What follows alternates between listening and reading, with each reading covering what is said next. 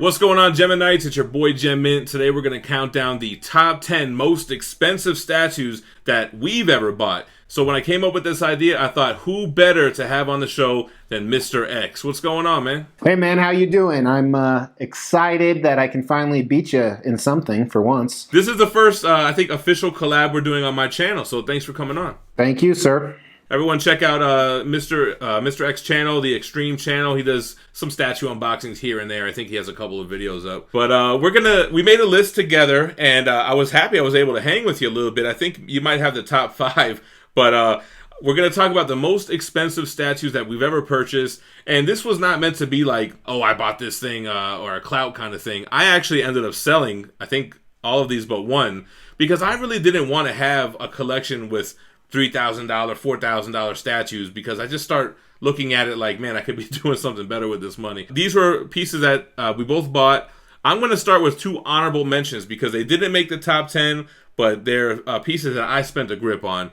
The first one I'm going to talk about is the XM Studios Ghost Rider. When I bought this for $1,900 shipped, this was by far the most expensive statue I bought at that time. And around that time, it's like XM Studios were really elusive. They were hard to get, man. And you had to kind of buy them through somebody who already purchased them from Singapore and had them shipped to the States.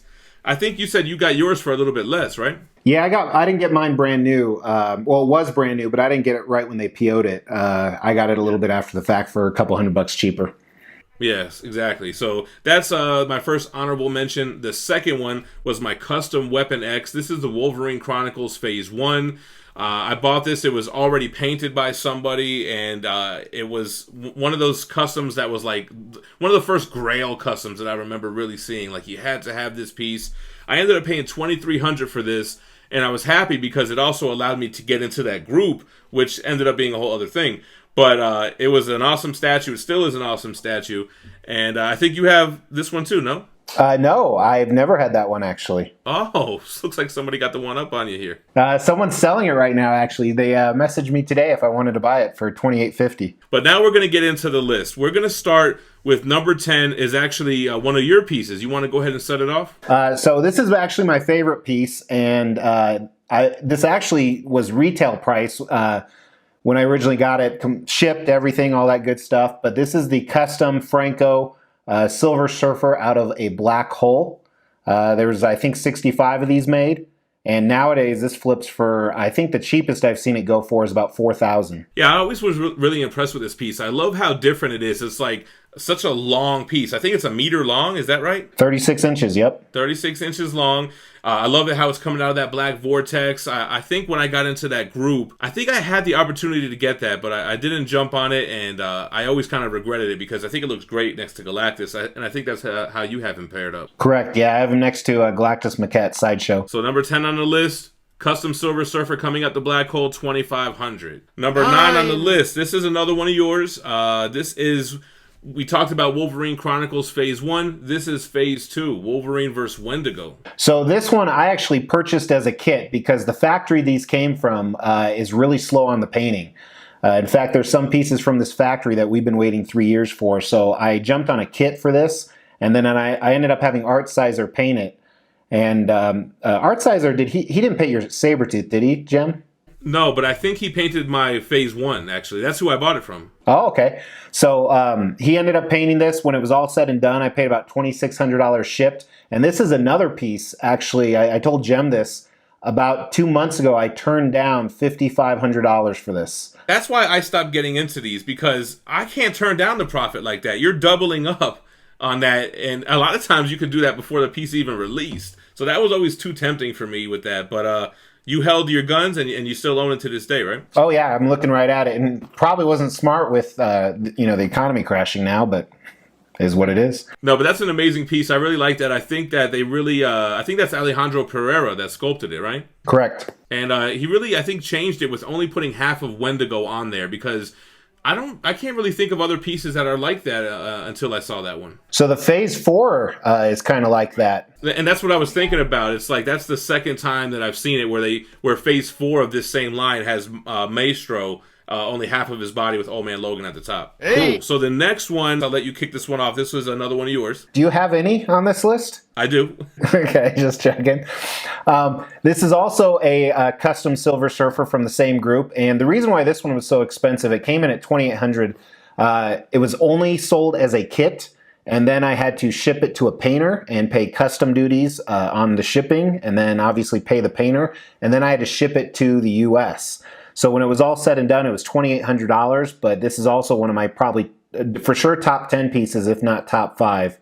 And it's ironically from the same producer from the last 4 pieces we talked about. Yeah, no, and that piece is a really nice museum kind of pose, somber type of piece. I think it looks really good, and that's one I could have jumped on, man. I probably should have jumped on that one, but awesome piece. And yeah, these get really expensive when you have to buy it as an unpainted kit, and you have to, like you said, ship it to a painter. You got to pay custom fees. You got to pay the painter fee. Then they got to ship it to you. So there's going to be a couple of others on the list like that. The list is actually a piece that we both own, and I don't think I've ever seen you do a review on it. Did you? No, I haven't, because your review has like 100,000 hits on it. So I think it's got almost 200,000. Sorry, 200,000. No, I'm just joking. It's something like that. As you know, once that piece is in place, you do not want to move it. Yeah, the Hulkbuster by XM Studios. This was or is still a humongous piece. The base is like this big. You cannot pick this thing up and move it. You have to disassemble it. It's kind of like with XM Ghost Rider as well. I don't remember. I got this for retail, but I think shipping was like $800 on this, if I'm not mistaken. Yeah, it was like $850 US shipping, and then retail was $2,400 Singapore, I think, right around there. So it's about $3,200 or so for all in. Yeah, is that what it is? Yeah. I think it's about $3. It was about $3,000 altogether, something like that. But yeah, it was an impressive piece, and the thing about it is, you really get 2 statues for the price of one. Well, not for the price of one, but you get 2 statues. You get the Hulkbuster, and then I think is arguably one of the best quarter-scale Iron Man statues as well. I think that is the best quarter-scale Iron Man statue, actually. Yeah, so this is a piece that I think Gem paid a lot as well, because we both bought it aftermarket. I might be wrong. But this was one of my first big expensive purchases. It was the XM Studios Magneto on Throne, and I paid up the ass for it. Yeah, I think I paid right around $3,000, or I might have paid $3,500 for it, somewhere along those lines.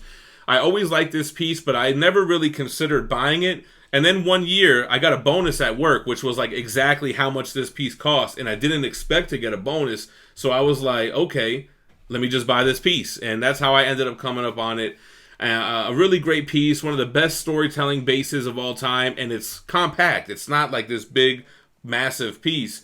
The only thing is, man, with me, it does seem a little bit on the smaller scale, underscaled, maybe 1/5 and a half or so. I don't know. What do you think? Do you feel like it stacks up scale-wise? Oh, yeah, it definitely doesn't. I mean, I have it next to a whole bunch of other thrones, and right now, I can't believe it's taken people so long, but 3 custom groups are currently working on a Magneto on Throne, and some of the sculptors are some of the most gifted sculptors out there. So it'll be interesting to see who wins that race. And if this one still holds the value. Yeah, we were talking about that the other day. I'm surprised it took so long. I think most of these custom groups were focusing on doing other characters on Throne, like Apocalypse, Galactus, and things like that. But now they're finally deciding to try to one-up XM Studios, and they have a chance. Like you said, they have a chance because of that scaling issue. Another one that we both own. Mr. X, you want to jump into it? All right, so Jeb's let me introduce number 5 because it is his favorite piece he's ever bought, and obviously that's a joke. What's really ironic is this one cost over $3,000 each with shipping, and both him and I purchased it, and I'm a big fan of this piece, and Gem was not. Yeah, this is the custom Iceman, which got a ton of views on my channel. I think you got a ton of views on yours for this piece too. It did really well. And I just, I liked the concept a lot. I thought it was a really ambitious piece. I thought it would be like the ultimate Iceman statue ever, showcasing his power. Got a big, huge sentinel hand. I think it just had too many issues for me, and I couldn't look past it. But, you still like it. You still have it displayed with the rest of those Sentinel X-Men pieces, right? Yeah, and ironically, I have one other custom Iceman and then 3 others ordered. So so far, I like him the best. And, that's the thing about collecting, difference of opinion. So number 4 is a piece that I currently kind of own. It's actually en route right now to my collection. It is the Queen Studios Thanos bust. Yeah, that Thanos bust looks incredible, man. First of all, it's huge. And the likeness to the Josh Brolin Thanos is impeccable. I mean, those things are almost too lifelike, especially the Queen Studio stuff that has like the fake hair and everything. Ironically, it didn't cost that much. I mean, relatively to some of these other pieces. It was only $2,100, which is cheap for a Queen Studios bust. Most of them are over $3,000. But all of a sudden, the shipping rates for the 2 huge boxes that it comes in is near $1,000 for shipping, which nobody expected. And when you're already $2,000 in, you can't really back out. Number 3 is also in my collection. It is also by Queen Studios. It's the T-800, the Arnold Schwarzenegger bust. This was a little over $3,000 all in, shipped. And just like Gem said with Thanos, the likeness is incredible. It looks like Arnold Schwarzenegger, the silicone skin, the medical grade silicone, the rooted hair. It's just unbelievable. I don't know how they do that hair. Like, how do they even make that? It's so crazy. I think, I thought they like rooted each piece in. I might be wrong, but... No, that's an amazing piece. I like the review you did on that one. I think it came out really good. So number 2 on the list is one that we also both own and have being worked on right now. It's from the same commission group that we've been talking about, actually, the Samurai Wolverine with the cherry blossom tree. So this one, I think we're into it the same amount of money, right? I think the unpainted kit, which is the only way this came, was about, what is it, 1,700 USD after, because you have to pay for it in euros, which is, I think it was like 1,500. When it's all said and done, yeah. Yeah, you're looking at like 1,700. The shipping was like $600, I think, right? No, mine was significantly less. Was it like 400 maybe? Well, I shipped mine to another country, but I think it was around 400, yeah. So I had mine, it shipped to my painter in Canada, Marco at the Model Vault. And a good paint job on this, you're going to be looking like minimum 1,500. And it's actually one of those pieces that painters are charging more because there are like over 100 individual leaf petals that have to all be painted. A switch out torso, what is it, 4 different head sculpts. Correct. And then on top of that, there's a lot of engineering required on the painter's end. They have to redo the tree so that it's not a magnet and it's a key or a peg. The really interesting part about this piece is this was kind of, I think by the commissioner of the group, how, kind of testing himself. This piece sold out before it was revealed what character or what theme it even was. It was just guaranteed to be one of the best pieces ever, and people jumped on board. And ironically, I think arguably, we've seen a few pictures of stuff in hand, some of the paint progress of gems. It might be one of the best pieces ever. And I know it might sound crazy to say, you're going to blind PO something, but once you miss 2 or 3 grails in that group, you're going to start blind POing stuff so you don't miss out. And this one definitely came out good. I'll put the link in the description for the progress of mine. Marco is killing it right now. I think it's going to be the best painted one. Probably the best one. It'll definitely be one of the first ones reviewed. That's true, yeah. All right, and the last one, I'm going to introduce it, but it is obviously a Mr. X piece. This is another one of the X-Men vs. Sentinel pieces. We had a few of them on the list, but this was actually a prototype for the Magneto. Correct. Yeah. So I paid a lot for this, and I did it for a few reasons. So the first reason I bought it is I could actually get this a year before anybody else, and that was really important to me. It was going to be one of the centerpieces of my collection. It still is today. Second, it essentially was the prototype. So the paint that was done on it was better than any kit that would have been done, better than any factory paint. And third, this gave me a lot of buying power in this group.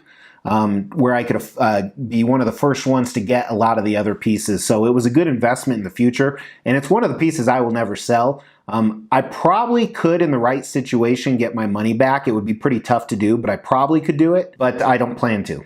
That was a strategic buy because, like you said, there's other pieces on here that you got in that retail that you can sell for double or more. So you really could justify that purchase and get your money back if that's what you were in it for, which obviously you're not. But dang, that was an expensive list. I want to thank Mr. X so much for coming on and sharing some of his pieces. I was able to hang there with a couple of them with you, and I had my honorable mentions. Appreciate you guys watching. Why don't you comment down below, what was the most expensive piece that you ever purchased? If you enjoyed this content, why don't you go ahead and subscribe to the channel by hitting the gem on the left. If you enjoy statue unboxings or top 10 lists, go ahead and hit the playlist to the right. Thanks for watching, and stay minty fresh. Peace.